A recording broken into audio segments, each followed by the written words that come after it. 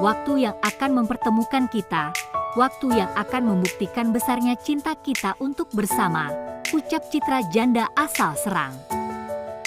Assalamualaikum warahmatullahi wabarakatuh. Untuk video kali ini ada seorang janda yang menghubungi kami untuk dicarikan pasangan hidup. Apa kabar para pecinta janda dimanapun Anda berada? Apakah masih semangat dalam mencari pendamping hidup?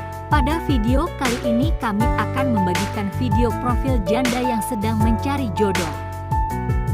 Namun sebelum melanjutkan video ini, alangkah baiknya untuk selalu mendukung channel ini dengan cara menekan tombol like dan menekan tombol subscribe. Dan bagi Anda yang sudah menekan tombol subscribe, saya doakan semoga Anda selalu dilancarkan rezekinya dan dimudahkan urusannya, amin Allahumma amin.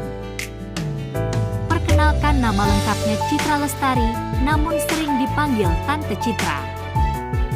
Beliau ini merupakan seorang janda yang belum memiliki anak dan domisili Serang. Profesi keseharian adalah karyawan. Untuk kriteria suami yang diidamkan oleh beliau, tidak muluk-muluk, yang penting setia dan penyayang. Apakah kalian yang melihat video ini tertarik untuk menjadikan Tante Citra sebagai istri?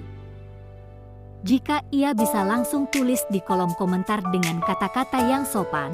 Semoga beliau bisa langsung menghubungi kalian secara langsung.